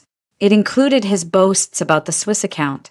It also included, courtesy of our investigator, Sasha's own financial records, showing lavish purchases funded by transfers from Tristan's now frozen accounts. The journal's story, published that evening, was titled The Double Life. Documents reveal plot behind Sinclair Blackwood divorce. It was a clinical, forensic dismantling of Tristan Blackwood, the man. The final blow came the next morning in New York County Supreme Court. The hearing was for the preliminary injunctions and to set a timeline for the divorce. I attended remotely via a secure video link from Greenwich. Tristan was there in person, looking haggard and shrunken in a suit that suddenly seemed too big for him. His lawyer, Mark Slovic, was red-faced and blustering. Our judge, the Honorable Margaret Owens, was a no-nonsense woman in her 60s with a reputation for having zero tolerance for games. She had read all the filings. She'd seen the Inquisitor article and the subsequent factual demolitions of it. Slovic tried to go on the offensive. Your Honor, my client is the victim of a coordinated campaign of financial and reputational assassination by the Sinclair family machine.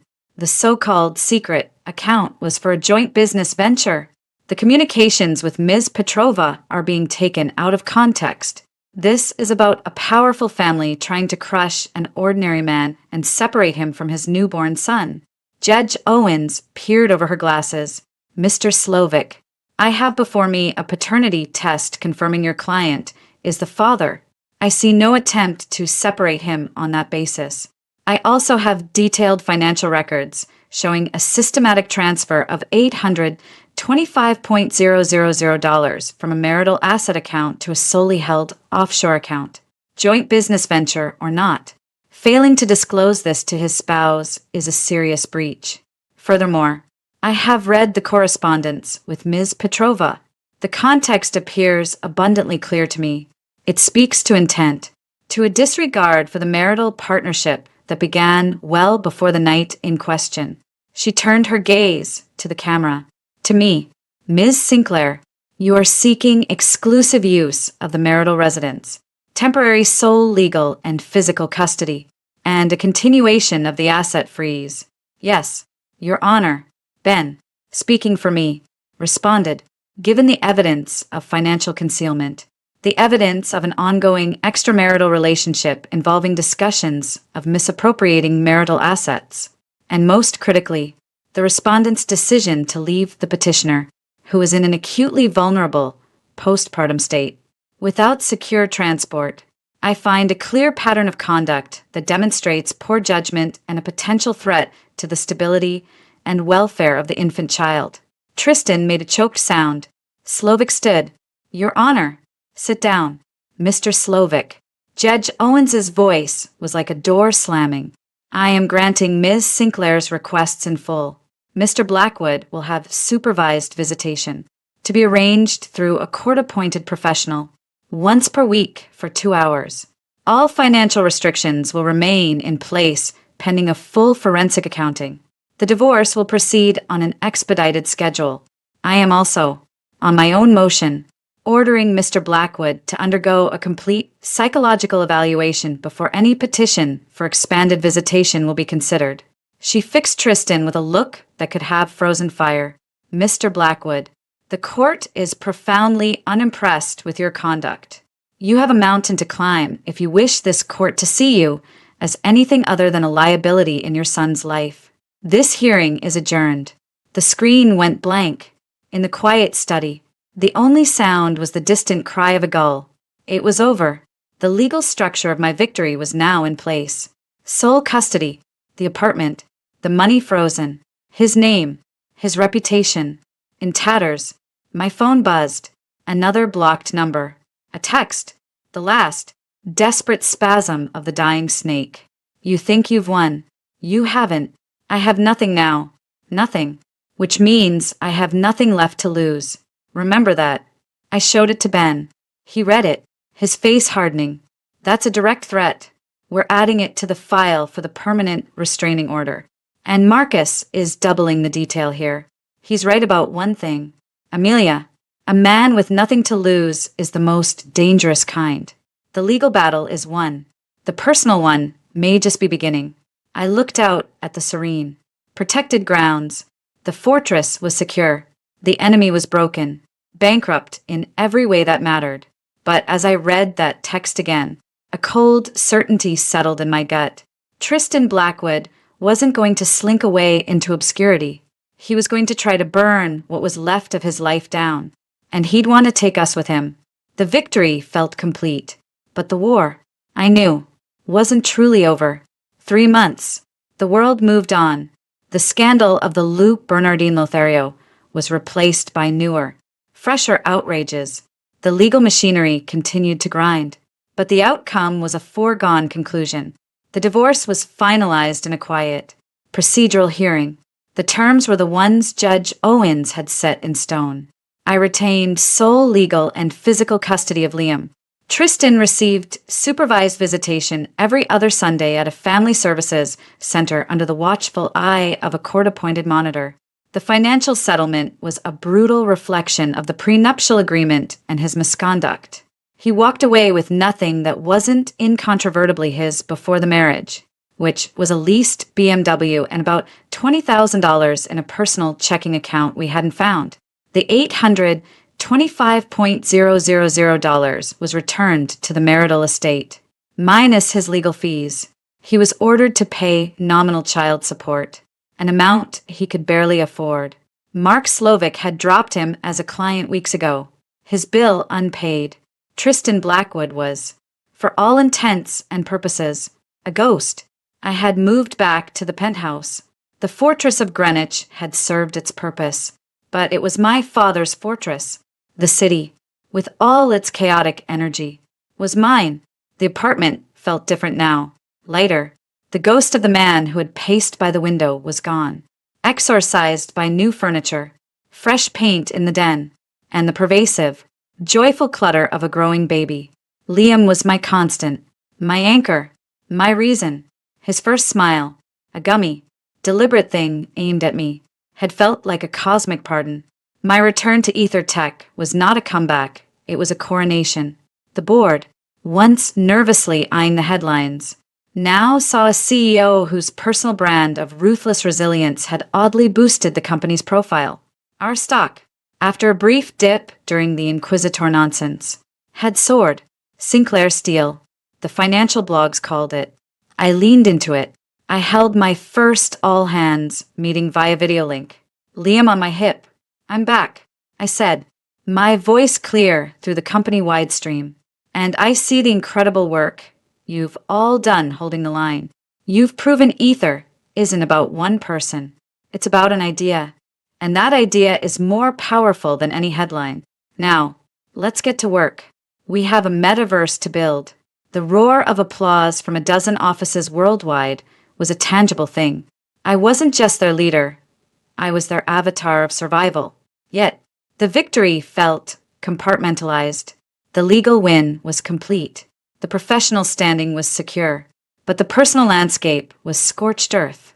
And Tristan's final text, I have nothing left to lose, that was a silent alarm that never fully stopped pinging in the back of my mind. Marcus Thorne's security detail was a scaled-down but permanent feature. I'd traded the armed guards of Greenwich for a discreet ex-SEAL named Leo, who drove me and who had a terrifyingly calm ability to assess a crowded room in under 3 seconds. The first test of the new equilibrium came from an unexpected direction. I was in my new home office at the Penthouse, reviewing designs for Ether's next immersive environment, when my assistant's line buzzed. Ms. Sinclair, your mother is on line 1. Eleanor Sinclair didn't make social calls. Mother, Amelia, your father and I are returning to New York next week. We'll be at the apartment on 5th. We'd like to see you and Liam, and we need to discuss the future. There was an edge to her voice, a purposeful calm that signaled a business meeting, not a family visit. Of course. Is everything all right? Everything is in its place, she said, which was her way of saying no. We'll see you Tuesday at 2. They arrived precisely on time. My father, Robert, looked older, the events of the past months having etched new lines around his eyes. But his gaze was as sharp as ever. He went straight to Liam, who was in a bouncy chair, and his stern face melted into a grandfather's goofy smile. There's my boy, strong, has his mother's eyes, and her stubborn chin. My mother, impeccable in a neutral-toned suit, kissed my cheek, her perfume a familiar cloud of money and restraint. We settled in the living room. Small talk was brief. My father got to the point. The legal matter is concluded satisfactorily. He began, his hands steepled. Ben Carter has done exceptional work. The financial retrieval was impressive. You've handled the public aspect with remarkable poise. The Forbes piece will be studied in business schools. Thank you, Daddy. But, he continued, the word hanging heavily, you are now a single mother, the sole heir to a significant enterprise, and the face of a public company. The vectors of risk have changed, not dissipated. Tristan is a broken man, but broken men can be unpredictable. Your visibility is higher than ever.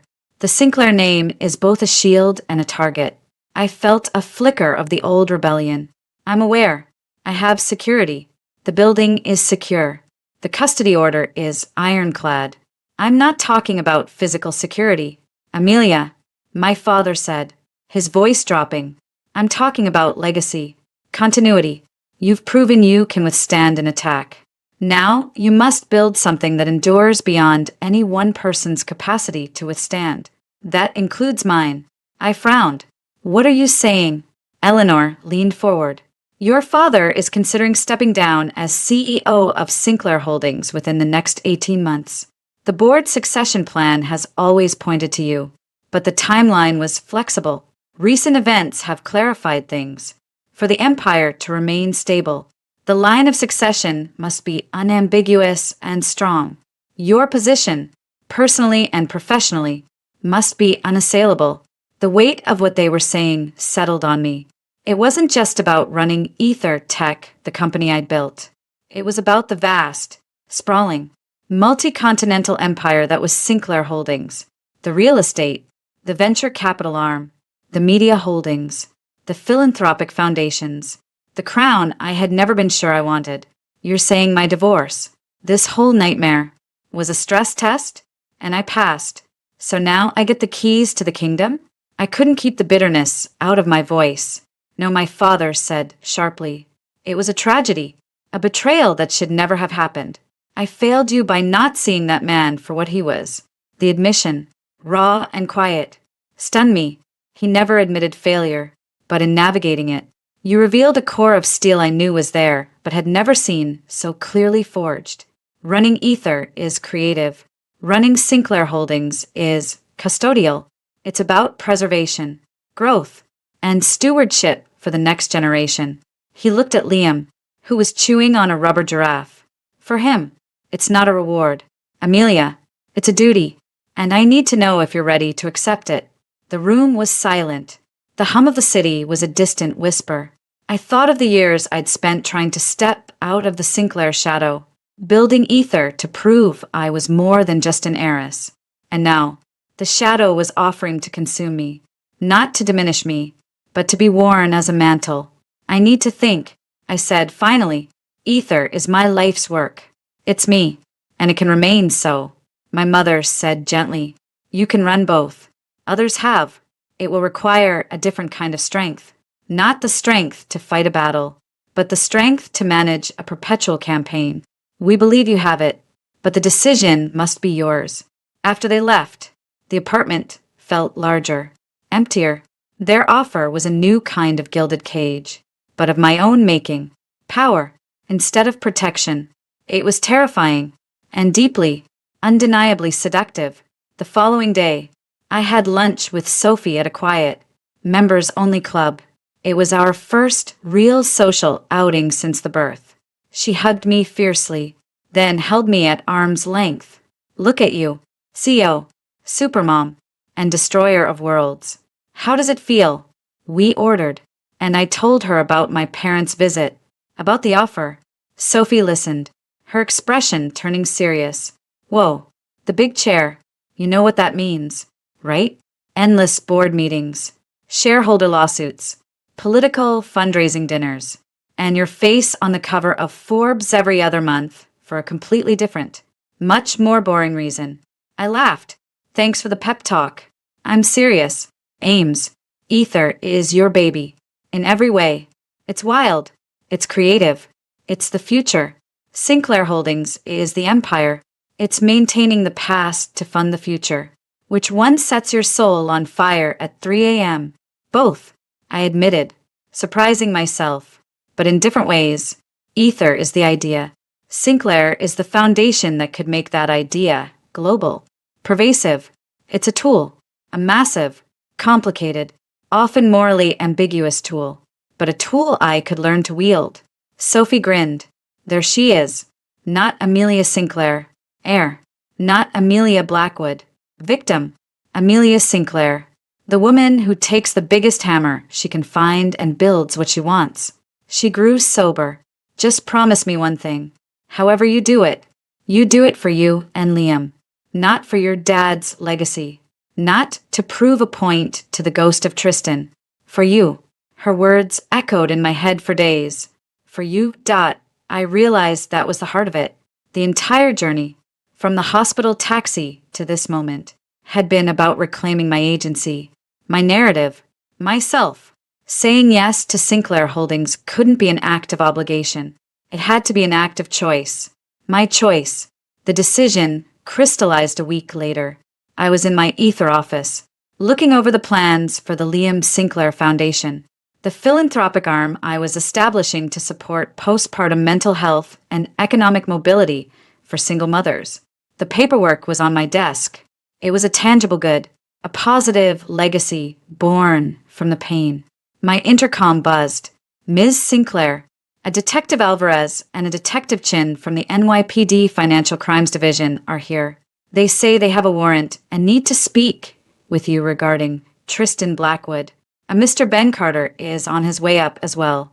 A cold trickle of dread, a relic of the old fear, ran down my spine, but it was quickly followed by a surge of cold curiosity.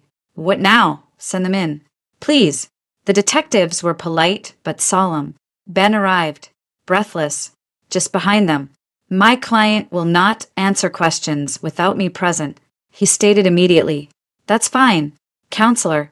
Detective Alvarez, a woman with tired, intelligent eyes, said, This isn't about your client, Ms. Sinclair. Not directly. We're here as a courtesy, and because you're the alleged victim in a related matter. We've arrested Tristan Blackwood. I sat down slowly. On what charges? Wire fraud, identity theft, attempted extortion.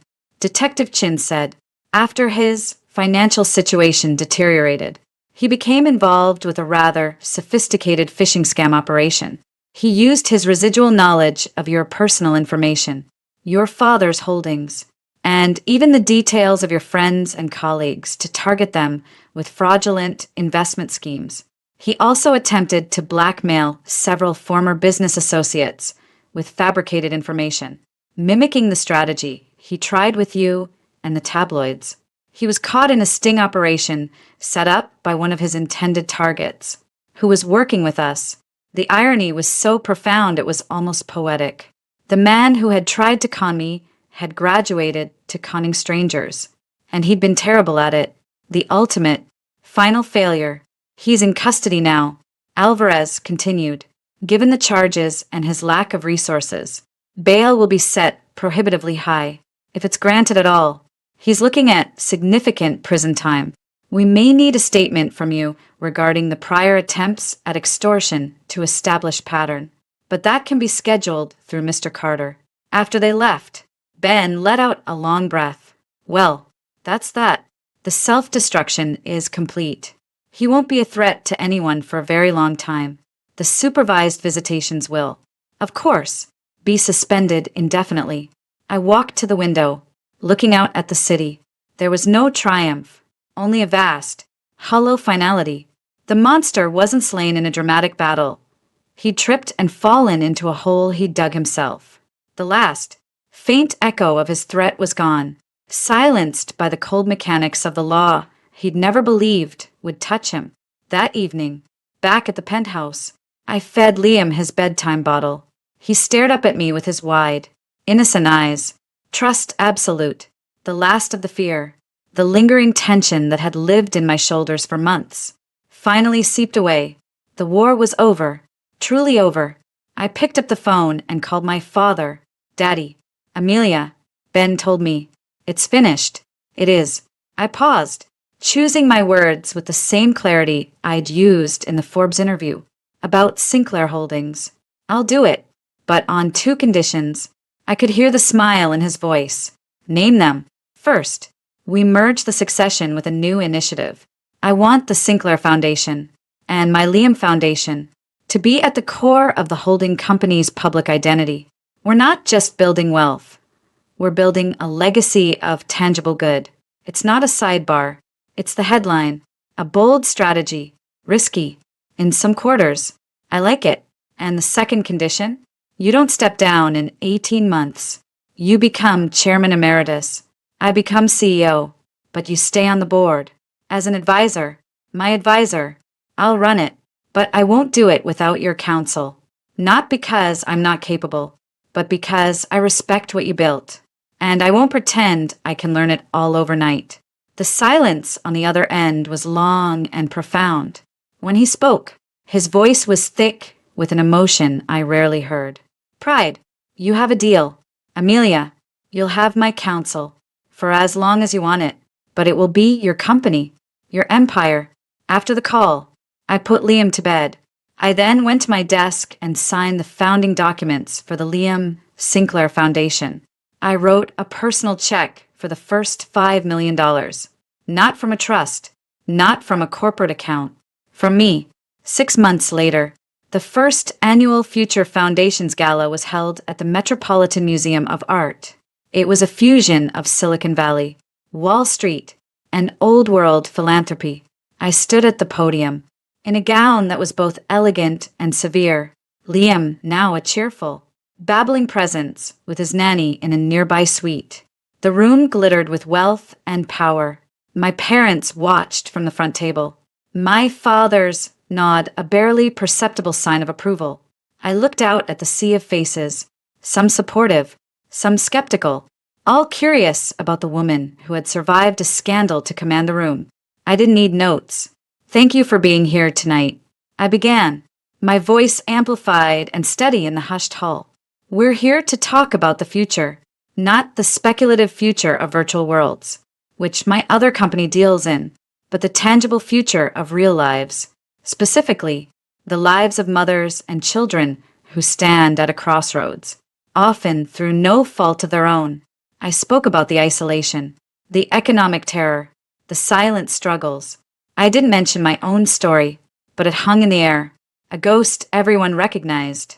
I announced the first round of grants to urban health clinics providing free postpartum support, to coding boot camps for single mothers, to housing assistance programs. The applause was thunderous. After the speech, as I worked the room, a well-known media titan approached me, champagne in hand. "A remarkable pivot, Amelia," he said, his tone vaguely condescending. "From tech to charity, a noble way to rehabilitate an image." I smiled, the cool, polished smile I had perfected. "It's not a pivot, Charles. It's an expansion. Ether builds worlds. The foundation builds the people who will live in them, and Sinclair Holdings builds the infrastructure for both. It's a synergistic strategy. You should consider it. Philanthropy, when done with focus, isn't an expense. It's the ultimate investment in market stability and consumer growth." I turned his condescension into a business lesson, watched his smirk fade, and excused myself. Later, on the terrace overlooking the lit-up city, I found a moment alone. Sophie joined me, handing me a glass of sparkling water. "You killed it in there. Seriously, you didn't just host a gala, you hosted a takeover." I smiled, leaning against the railing. The city that had witnessed my lowest humiliation now sparkled below, a kingdom of endless possibility. The fear was gone. The anger was a quiet, banked fire, useful for motivation but no longer for warmth. The love I had for my son was a constant, radiant sun. I was no longer Amelia, the betrayed wife. I was not just Amelia, the comeback CEO. I was Amelia Sinclair, mother, founder, heir, and architect. The path ahead was daunting, complex, and mine to walk. I had not just survived the storm. I had learned to command the weather. And as I looked out at the endless lights of my city, I knew, with a bone-deep certainty, that the best was yet to come. The story of the victim was over. The story of the queen had just begun.